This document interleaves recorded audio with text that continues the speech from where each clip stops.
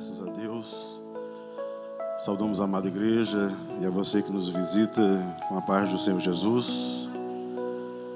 Hoje nós vamos meditar um pouquinho na palavra do Senhor, que está na segunda epístola do apóstolo Paulo a Timóteo, capítulo 4, a partir do verso 1. Segunda epístola de Paulo a Timóteo, capítulo 4, verso 1. Estaria usando aqui a NVI. Amém? Assim diz a palavra do Senhor. Na presença de Deus e de Cristo Jesus, que há de julgar os vivos e os mortos por sua manifestação e por seu reino, eu o exorto solenemente: pregue a palavra. Esteja preparado a tempo e fora de tempo. Repreenda, corrija, exorte com toda a paciência e doutrina. Pois virá o tempo em que não suportarão a sã doutrina. Ao contrário, sentindo coceiras nos ouvidos, juntarão mestres para si mesmo, segundo os seus próprios desejos. Eles se recusarão a dar ouvidos à verdade, voltando-se para os mitos. Você, porém, seja moderado em tudo.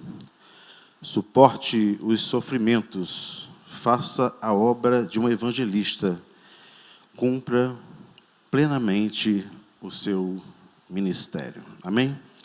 Vamos orar. Senhor, pedimos que Tua graça esteja conosco, Senhor, a ministração da Tua palavra, que a bênção do Senhor permaneça em nós. Oramos em nome de Jesus. Amém. Amém. A igreja estará sentada. Meus amados, o tema da mensagem desta noite, ele é bem sugestivo com relação àquilo que vivemos como igreja, aquilo que vivemos nesse tempo presente. E quando falamos de pregação da palavra no mundo de relativismo, isso muitas vezes soa aos nossos ouvidos. De que forma isso está acontecendo? Ou de que forma isso aconteceu no passado? É algo muito presente nos nossos dias. A própria palavra, ela nos ensina isso. Então, quando falamos de relativismo, falamos muitas vezes, ou já ouvimos pessoas falarem algumas vezes sobre a verdade relativa e a verdade absoluta. As pessoas hoje, a tendência das pessoas hoje por muitas vezes não conhecer o evangelho verdadeiro.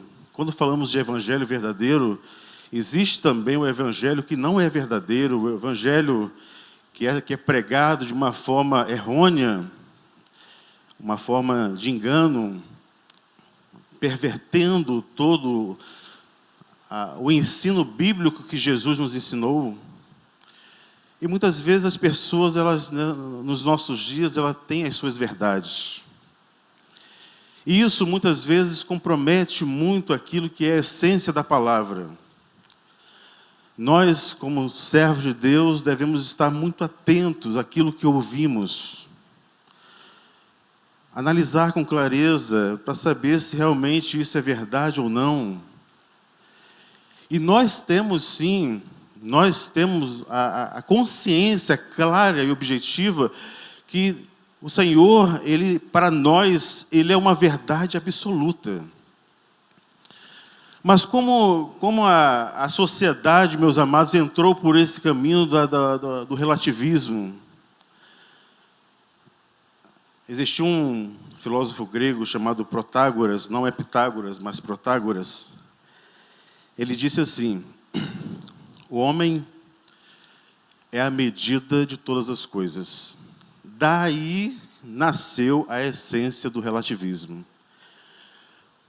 resumindo um pouco, né, só para nós entendermos esse padrão, o que ele estava dizendo ali é que cada pessoa, ele decide o que é certo e o que é errado.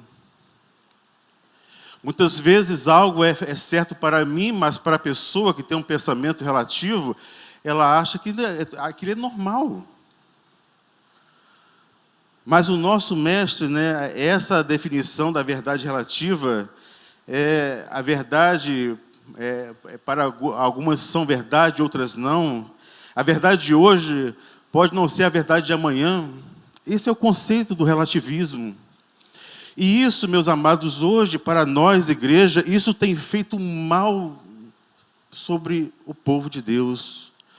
Muitos têm entrado por esse caminho. Mas, pastor, como é que as pessoas entram por esse caminho? Um exemplo. A palavra é muito taxativa e diz assim, não adulterarás. É um ensino, é uma verdade absoluta de Deus. Nós cremos porque a palavra diz sobre isso. Então, para nós, igreja, ela é uma verdade absoluta. Ninguém pode mudar, porque são desígnios e mandamentos de Deus. Aí a pessoa que entra por esse caminho diz assim, não é bem assim. E infelizmente, meus amados, o Evangelho está indo por esse caminho tenebroso do relativismo. As igrejas hoje não falam mais sobre pecado porque isso fere, elas não querem ser confrontadas com a verdade. E quando nós falamos de confronto, nós estamos falando daquilo que vivemos, porque a palavra, ela nos confronta todos os dias. E é por isso que ela, para nós, é uma verdade absoluta. Para nós, igreja, a palavra do Senhor é uma verdade absoluta. Jesus, o nosso maior mestre, né? Os filósofos do passado, os mestres do passado, mas o nosso mestre falou assim, que ele era a verdade. O nosso mestre onisciente, onipotente, o Rei dos Reis, o Senhor dos Senhores, o dono de todas as coisas, o Verbo que se fez carne, ele falou, eu sou a verdade. Eu sou o Verbo que se fez carne e habitou entre vós. Então, para nós, né, o termo que Jesus falou, a palavra verdade no grego, ela significa revelado, verdadeiro, digno de dar crédito, totalmente verdadeiro. E essa, meus amados, essa introdução daquilo que vivemos nos nossos dias foi aquilo que Timóteo viveu também nos seus dias. Não é algo apenas presente para o nosso tempo, mas é algo que o próprio Timóteo aqui, ele viveu. O apóstolo Paulo, meus amados, é preso em Roma, já tinha passado pela segunda prisão. Ele vê a necessidade de falar com Timóteo acerca dos males que, muitas vezes, os mestres do passado, aqueles que queriam mudar o conceito da igreja, tentando, de alguma forma, relativizar a verdade que é bíblica. Eles quiseram, de alguma forma, mudar a essência do Evangelho. E o apóstolo Paulo, né, escreveu a primeira carta a Timóteo, e a segunda carta, a história diz que foi a última carta do apóstolo Paulo. Porque logo no verso 6 ele começa a dizer, olha, eu já estou nos meus últimos dias, ele começa a dar algumas recomendações que o momento da morte dele estava chegando. Mas era necessário que Timóteo, sendo um jovem pastor da igreja de Éfeso, pudesse de uma forma muito intensa pregar aquilo que era verdade. Ele não poderia de forma alguma ser confrontado com a mentira, mas ter sim a verdade que foi revelada através da palavra do Senhor. E o compromisso que Paulo começa a falar sobre na segunda carta a Timóteo era que ele não poderia de forma alguma se envergonhar do Evangelho, porque o Evangelho é poder. Paulo estava orientando também Timóteo que ele ia sofrer as consequências de ser um servo, de lutar pela verdade. Hoje também não é diferente. Quando você fala, você prega, você é confrontado pelas pessoas que não aceitam. Nós sofremos porque queremos falar a verdade libertadora de Deus. E o compromisso que Paulo também estava falando a Timóteo é que ele tinha que preservar a essência do Evangelho de Deus. E quando nós lemos, meus amados, o verso 1 do capítulo 4, Paulo começa dizendo assim: e tu, porém, capítulo 4, conjuro-te por diante de Deus e do nosso Senhor Jesus Cristo, que há de julgar vivos e mortos na sua vinda e no seu reino. Então, naquele momento, Paulo estava orientando Timóteo, dizendo assim: olha, você tem uma grande responsabilidade. Sobre você, você será o transmissor da verdade. Você será o arauto da igreja. Você transmitirá o testemunho da palavra que Deus revelou através do seu Filho Jesus. Este, meus amados, tem que ser o nosso compromisso com a igreja. O nosso compromisso hoje não é a inventar ou falar aquilo que está no nosso coração, mas nosso compromisso, nossa responsabilidade é transmitir a verdadeira palavra de Deus para aqueles que querem viver plenamente uma vida digna diante do Senhor. A responsabilidade de Timóteo. E ele fala, olha, porque Deus há de julgar tanto mortos como vivos. Não é nossa responsabilidade, meus amados, o julgamento, mas Deus, ele julga o homem conforme aquilo que ele fez. Todo julgamento pertence a Deus. E ele fala também da manifestação do reino. Quando ele fala da manifestação do reino, Paulo estava dizendo ali claramente, porque os imperadores da época ali, eles quando iam numa cidade, a cidade se preparava para receber o imperador ou o rei. Nós também, como servo de Deus, Deus tem preparado um povo para receber o nosso Salvador. Nós sabemos a nossa responsabilidade, nós sabemos aquilo que Deus tem feito por nós. Nós somos um povo, meus amados, que aguardamos ansiosamente a volta de Cristo também. Nós cremos que Deus ele tem realizado algo nos nossos dias. Deus tem despertado um povo para o adorar em espírito e em verdade. E nós também, nós queremos, nós ansiamos, porque nós amamos a volta de Jesus também. Mas como será essa volta? A volta de Jesus, meus amados, ela será maravilhosa. Jesus voltará, não mais como filho de carpinteiro, não mais como filho de José ou de Maria, mas ele voltará glorioso, louvado seja o nome do Senhor. Então, ele voltará, como está descrito ali em Atos capítulo 1, quando aqueles galileus estavam ali olhando para os céus, quando Jesus houve aquele momento que ele foi assunto aos céus, e os anjos disseram, olha, esse mesmo Jesus que subiu aos céus, ele voltará da mesma forma que o vistes ir. Essa é a certeza que nós temos. Essa é a certeza que deve vibrar no nosso coração. Essa é a certeza que deve contagiar a nossa alma para continuarmos a falar, ou pronunciar, ou evangelizar, ou sermos arauto do reino de Deus. Nós precisamos disso, meus amados. A vinda de Jesus vai ser visível. Vai ser visível. A palavra em Apocalipse diz, esse que vem com umas nuvens, e todo olho verá. Todo olho verá.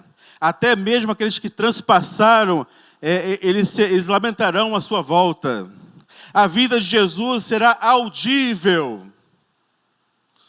Porque a palavra diz, ao ressoar da trombeta de Deus. A volta de Jesus será repentina, será como um relâmpago que sai do Oriente para o Ocidente. A vida de Jesus será inesperadamente, como o ladrão da noite, e como a mulher que espera para dar a luz ao seu filho. Será poderosa, gloriosa e vitoriosa, louvado seja o nome do Senhor. Era esta palavra que estava motivando. Era isto que o apóstolo Paulo ele estava falando para Timóteo. Você tem uma responsabilidade, Timóteo. O rei virá. E você é responsável por pregar a palavra de Deus. No verso 2, o apóstolo continua dizendo a motivação do apóstolo Paulo para Timóteo. Ele fala de 5 imperativos interessantes nesse texto.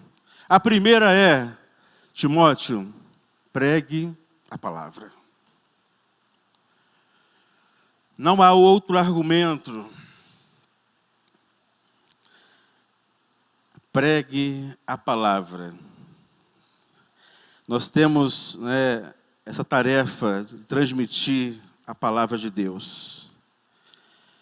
E pregar a palavra, meus amados, como nós fizemos uma pequena introdução, não é pregar aquilo que está no meu coração, mas é pregar aquilo que a palavra nos ensina.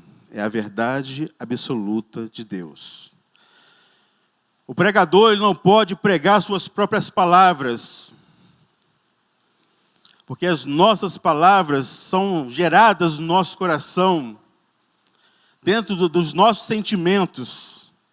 E é por isso que ele fala: pregue a palavra. E esse comissionamento, meus amados, é para nós também. Ah, mas isso é só para pastor, para presbítero. É para nós, igreja, nós somos arautos deste reino. Pregue a palavra. Nós não podemos torcer a palavra. Nós não podemos subtrair da palavra, nem acrescentar algo a ela. Uma coisa, meus amados, é pregar a palavra de Deus. Outra coisa é pregar sobre a palavra de Deus. Nós temos que ter um cuidado muito grande com relação a isso. Porque quando você prega a palavra de Deus, você está examinando, buscando, pregando aquilo que é verdade. Quando você prega sobre a palavra de Deus, você vai falar coisas que a palavra não diz. Infelizmente, hoje nós vivemos o evangelho onde muitos criam expectativas. Quais expectativas? Muitas vezes, aconteceu aí a Covid, Olha, agora sim, Jesus vai voltar. Por quê? Não foi dessa vez, então falhamos. Não, agora é a guerra lá da Ucrânia. Não, agora é. O negócio vai acontecer. Gente, nós não podemos criar expectativas no nosso coração. Nós cremos na volta, cremos. Mas a palavra do Senhor é completa para nós. Nós não temos como,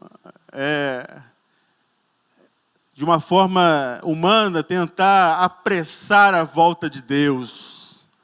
Porque a volta de Jesus tem um tempo determinado, será na hora certa. Mas pastor, segundo as teorias bíblicas aí, será pós, será pré, será medo. Meus amados, se prepare para o final de todas as coisas.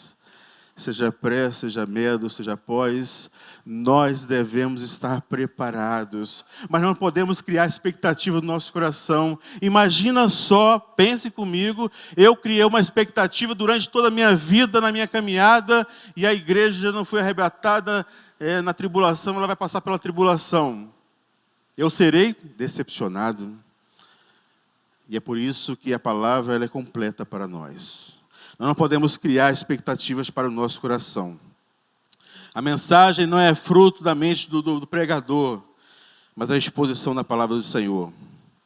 O outro imperativo é estar pronto, preparado. Quando for conveniente, nós devemos estar preparados. Corrige, intimamente relacionado à ideia de convencer, porque só o Espírito Santo, através da palavra do Senhor, ela convence o homem do pecado, da justiça e do juízo de Deus.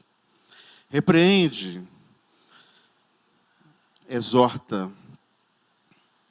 Esses são os 5 imperativos que o apóstolo Paulo estava falando ali para Timóteo, para que ele pudesse aplicar na sua vida e aplicar na igreja que estava vivendo exatamente um momento difícil na sua história. No verso 3, meus amados, a palavra diz que, porque virá tempo em que não suportarão a sã doutrina. Meus amados, Paulo aqui, ele não ilude com ideias vazias, com promessas vazias. Então, ele sabe que o tempo que ele está vivendo, que Paulo está vivendo aqui, ou melhor, que Timóteo está vivendo, é um momento de uma grande oposição no Evangelho. E as pessoas, elas se sentem ofendidas pela sã doutrina, pois haverá um tempo em que não suportarão a sã doutrina. O Evangelho, meus amados, nunca foi popular. O Evangelho, a Escritura sempre foi perseguida, porque esta verdade, ela sempre fere moralmente o orgulho do homem. Porque a verdade relativa, ela alimenta o meu ego. Ela alimenta o meu ego, vamos simplificar aqui. Se eu falasse para o Soares assim, olha Soares, você é o centro do desejo de Deus. Estou alimentando meu ego. E, na verdade, nós somos pecadores, miseráveis, dependentes da graça de Deus. Então, a relatividade, esse evangelho relativo que vivemos hoje, infelizmente, ele alimenta o nosso ego. E é por isso que Paulo fala aqui a Timóteo, eles não suportarão a sã doutrina. Porque o homem natural, meus amados, não discerne as coisas de Deus. E pelo contrário, eles sentirão coceira nos ouvidos.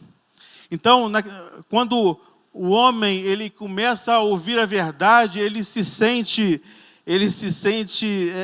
não quer ouvir a verdade. Eles repudiam a verdade, porque eles estão atrás da novidade que há no mundo. Eles preferem dar ouvidos à voz dos falsos mestres, que infelizmente você pode escolher da forma que você quiser. Mas não é esse o ensino de Jesus.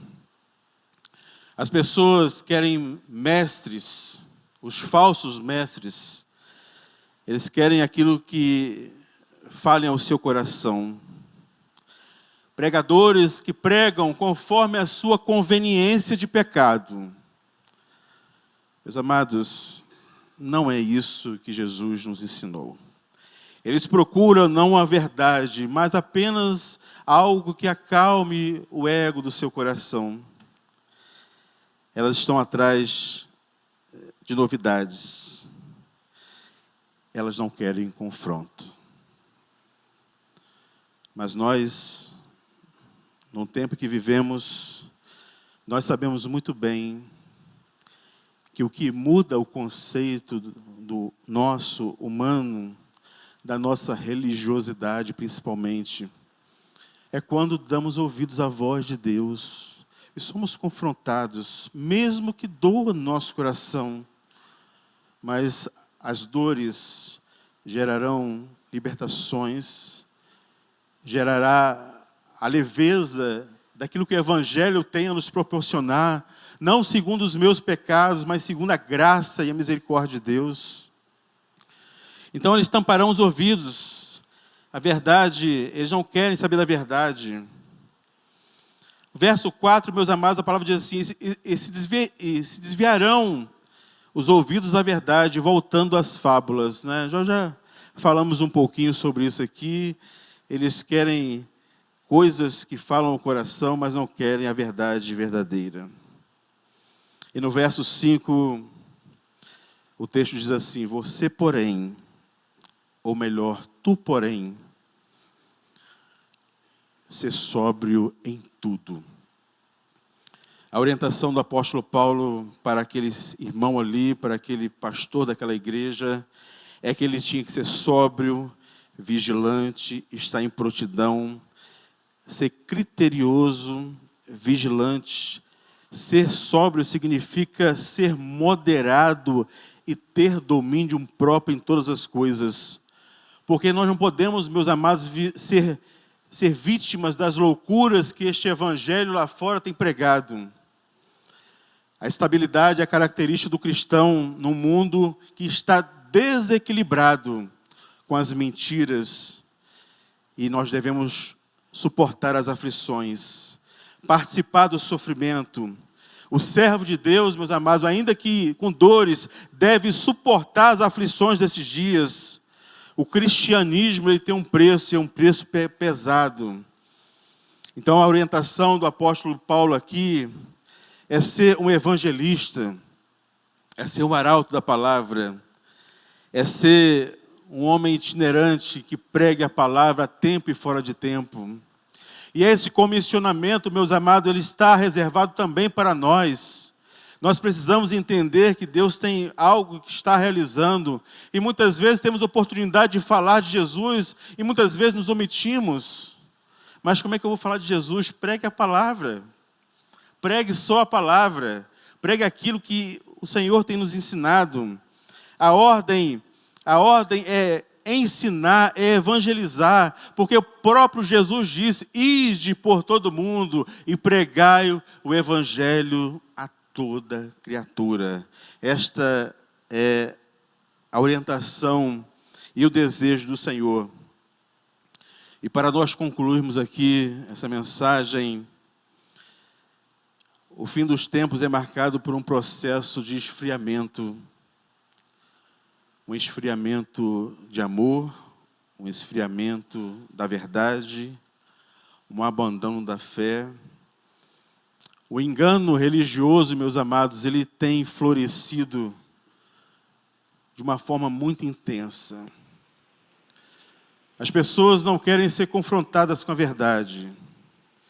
E quando as pessoas estão em pecado e você vai confrontá-la, ela com a palavra, ela se sente ofendida. Ela prefere viver no seu pecado, do que ser confrontado com a verdade. Mas hoje, meus amados, nós temos que ter essa consciência, porque o engano religioso, ele se espalha de uma forma muito intensa. Timóteo deve cumprir o seu ministério. A igreja, ela deve cumprir o seu chamado. Qual é o teu chamado, meu querido? É ser um servo. É ser um amado do Senhor. Mas também é pregar a palavra a tempo e a fora de tempo. Não se conforme com a mentira. Não seja omisso com a mentira. Ainda que as pessoas venham se doer com a verdade, mas fale a verdade. Eu falei no domingo passado aqui, é melhor falar a verdade do que ela morrer na mentira. Fale a verdade. O engano floresce. O resultado da apostasia nos nossos dias, o resultado dessa apostasia que vivemos nos nossos dias é clara. O homem peca cada vez mais e obedece cada vez menos. O homem não quer que essa verdade venha libertá-lo. A inclinação para o erro, o abandono da fé. Então esse fenômeno religioso chamado apostasia, ela tem destruído igrejas. Precisamos nos acautelar, porque muitos ainda vão se desviar da verdade. Muitos ainda vão se desviar da sã doutrina. Vão se apartar do caminho do Senhor. no caminho que nos leva à vida eterna. E é este o conselho que Paulo deu a Timóteo, aquela igreja que estava sofrendo intensamente. Nós hoje temos sido aconselhados pelo Senhor. Aquilo que Paulo ouviu na sua carta, aquilo que Timóteo ouviu ali, era aquilo que era inspirado pelo Espírito Santo de Deus.